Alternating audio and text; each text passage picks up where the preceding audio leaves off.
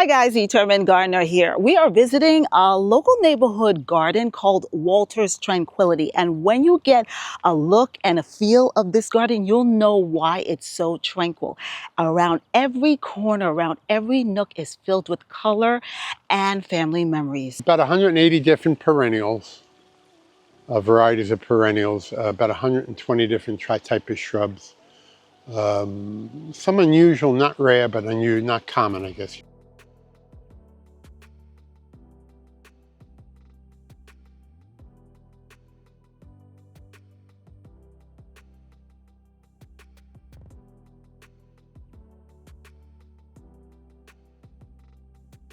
And I do bring in a lot of houseplants. I put them outside.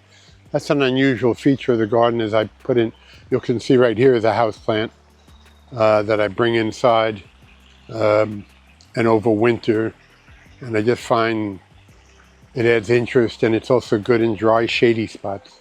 I did this myself about 20 some odd years ago. I dug up ground, very hard digging on the north. Last fall, I redid it because the liner was fine, but I was worried it's 20 years old, so I replaced the liner and I made it bigger and deeper.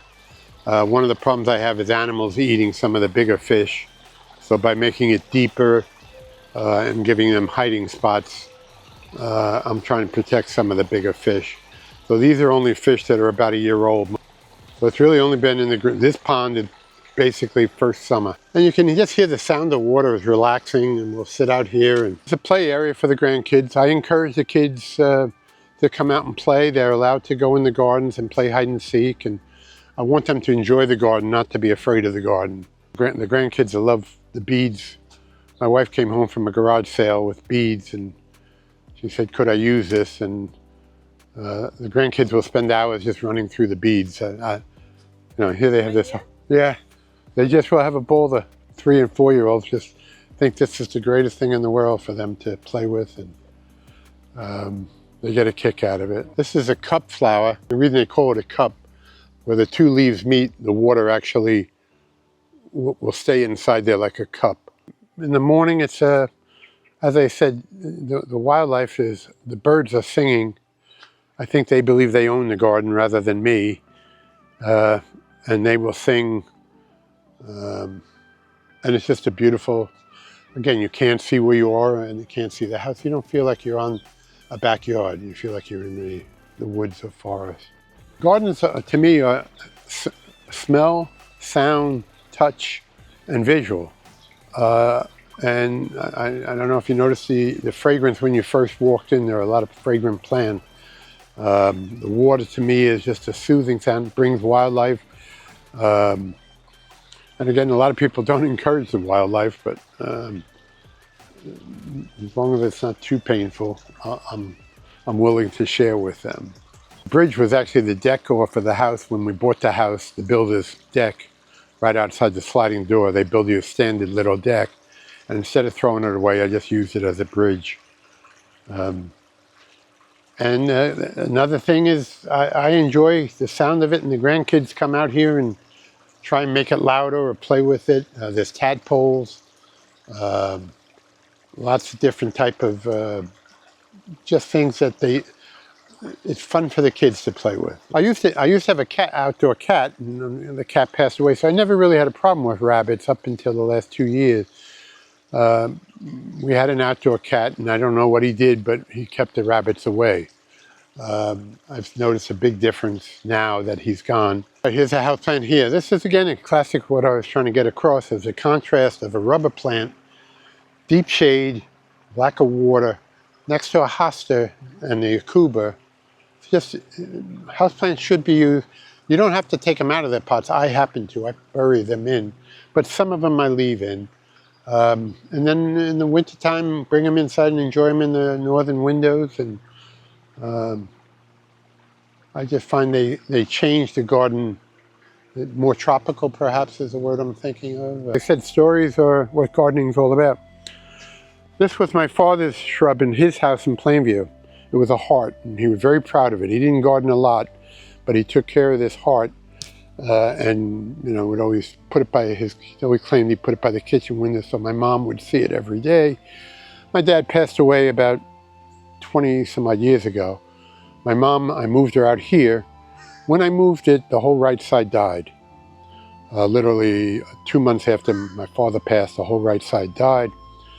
I moved it, planted it, took care of it, it came back. My mother was happy, lived for another 6, 7 years. She died, lo and behold, this side died.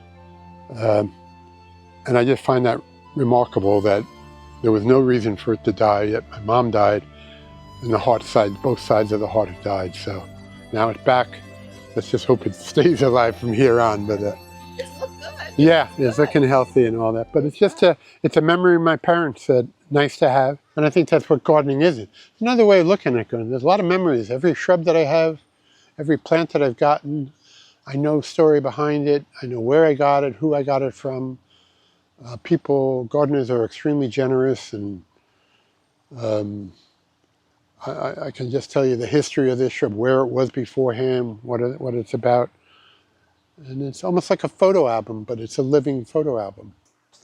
These disappeared for many years, but when we moved in here, my oldest, who's in her 40s, I won't tell you her age, but Katie was 12 when she did it. Mary Ellen was 10. Allison was all done at the same time. And then Lindsay, the youngest one. Lo and behold, they got buried over the years, and I just discovered them about 3 years ago, rediscovered them. And my daughters get a kick out of seeing something that they did almost 30 some odd years ago. It's really a tool shed, but you know, when we saw it, we just had to have it. They laugh, and you know, daughters can easily be embarrassed, and when they tell their friends they have an outhouse in the backyard, that makes my day a little bit, you know. My grandchild, all my grandchildren's names are carved on the tree, but it's Purple Beech, Weeping Beech. You can see them at some of the arboretums where they come down to the ground and they actually make rooms inside the leaves that are touching. But I've pruned it up to allow plants to grow. It's a sequoia, giant. I'll get it. In California, they get over 100 feet tall, last for 200-300 years. Believe it or not, they're winter hardy here on Long Island. They do drop their needle. I used to worry that it's going to get 100 feet tall, but after a little bit of research, it turns out they just want to be the tallest tree in the area. So once they're the tallest tree, they don't continue to grow super fast. So, but that's been in the ground about 25 years. Started again, got a mail order. But as I said, I don't know if it's going to continue to keep on growing that, you know, that high. It may. I'll be long gone before I'll find out the truth on that one. But either somebody's going to be very mad at me someday, or they're going to be happy about it. This is the dawn redwood right over here. That's the dinosaur tree and that a lot of people get as Christmas gifts, but they don't know what to do with them in the spring. Put them in the ground. I just find watching perennials over the season, again, you'll see annuals. I like unusual annuals, not the more, I call them pedestrian, you know, the standard marigolds and all that. They're wonderful and they serve a purpose, and many gardeners love them. I just like the garden to change, and it change with perennials every season, every week. You know, there's something in flower. The Rose of Sharon in flower now. The Rosa rugosa in flower now. Because I plant so close together, the ground doesn't see sunlight. Wherever the ground sees sunlight, you're going to see a weed. So normally, most of my weeds are right on the edge of the garden, and that's where right there is you're focusing on a weed that's easy to pull. And yet, if you look back in here, it's so crowded with plants, Solomon seal and Johnson's sunflower, the minimal weeds. And if they are, they're easy to pull. There's the weed right here. Again, easy to pull. And I do weed. I mean, you have to weed. There's tricks to weeding, certainly. You know, make sure you weed around the base of the plant. A lot of people weed on the outside area, but forget the feet of the plant. And once you forget the feet of the plant, you've left weeds, and they keep on spreading. So I use vinegar on the paths. Vinegar is good to keeping weed-free. Vitex, V-I-T-E-X. And the story behind that is the reason they call it a chase tree. I don't know if it's true or not, but back in the old days, they would put the leaves in barrels and make the sailors on long trips chew on the leaves, and it would lower their libido. and keep them from fighting. And I haven't tried it.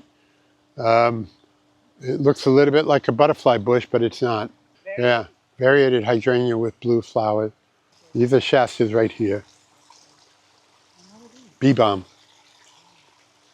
And there's lots of newer varieties of bee balm. This is an old variety that my father had. So it gets the mildew, but it's still a nice red. And it's a memory too, so. You see the pink hanging down plant? That's Brugmansia, trumpet flower. Oh, that's a trumpet. Oh. Yeah. And that comes in every spring. And easy to root flowers. It's tall. Just a nice, easy plant to take care of. Easy to make cuttings. And again, that adds variety to a garden that you wouldn't normally see a plant like that in the garden. Culver's root. I think it's a form of Veronica, but I may be not quite right there, but it's Culver's root. What it does do is benefits from being cut back in early spring, because otherwise it'll get very tall and leggy.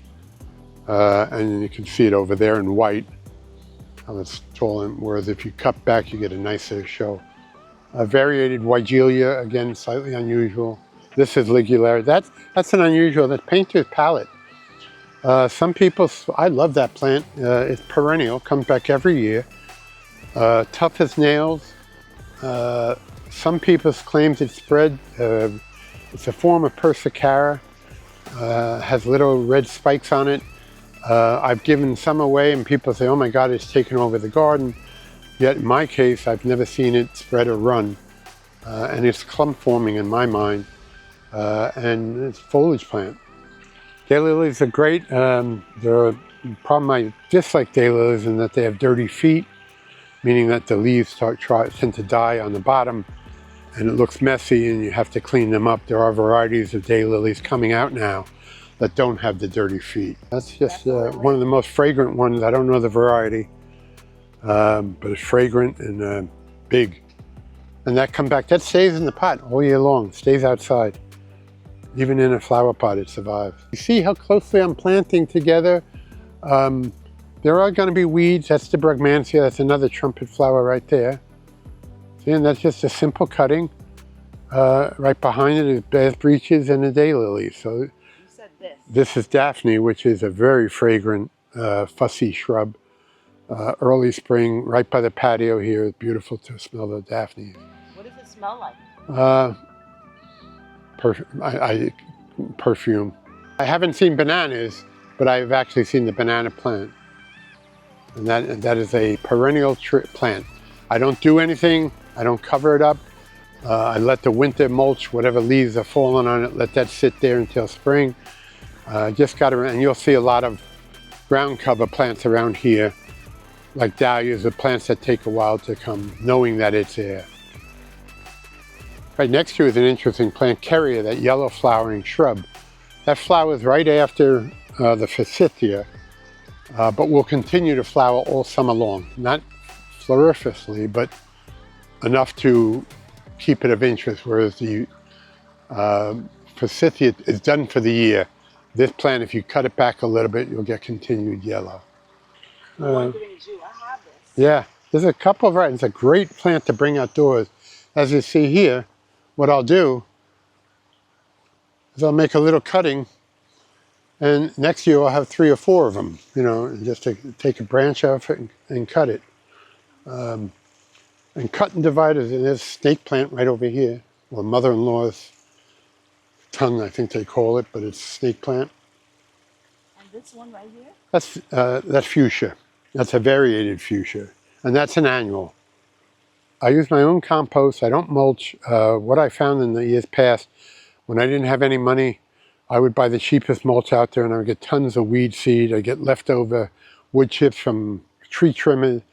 And at the end of the year, I would have to rake up half the mulch into the compost pile anyway. And I just found it very frustrating. And years I did buy good mulch, that was fine. But ultimately, I make my own compost now, and every spring I throw my compost down on top, and that to me is just as good as mulch. I rake the outside end, I plant close together, I can't argue that compost is not a good thing, or mulching is not a good thing. But in my case, I just like the way dirt looks. And you can see my soil. My soil is a lot different looking. Think about your husband doing all this. What do you think about the garden? It's stunning, you know. I mean, I enjoy it every day, and people enjoy it. You know, when he has his tours, I usually stay in the garden, you know, in the driveway, and I'm ushering them in, and I hear the gasps. Wow! Oh my goodness! You know, That's not me. It's the garden. You think it's the garden people? Yeah, it's not you. The garden itself. Yeah, it's really beautiful. It's a labor of love for him and tranquility. You know, he calls his garden tranquility, and it is a very peaceful, tranquil place to sit. We sit by the pond. I think that's why I like perennials, because annuals are the same all year long. Nothing against annuals, they serve their purpose. But perennials, it changes every morning. And I will tell her after breakfast, I'm headed out just to wander the garden for 10 minutes or so and then go to work. That's red maple, Japanese maple. It's huge. Yeah. I love it. Wow. And that was given to me by a friend of mine in some business world. And again, it's just a memory of thinking, you know, I barely think of that plant, but when you mention it, I remember back to who gave it to me, and it's a nice little memory. Yeah, the mess. This is where the work really happens, right? Oh, wow. Okay. Walter's taking us back here. Yeah, normally. You do some vegetable gardening? Well, let me explain. First of all, the compost, the way I compost is called cold composting. I don't work it. Everyone turns their compost. All I do is pile it up. In the spring, I will move it over to the side, and whatever compost is underneath there, I put on the garden. And I typically get 2 or 3 yards of compost, good, solid compost. I mean, without having done anything, you can already start to see. No vegetables? No. Corn, the reason I'm growing corn is my wife had asked in the fall for Halloween. She likes corn, the corn stalks as decoration. I decided, I know corn is difficult to get actual corn. You need a lot of corn.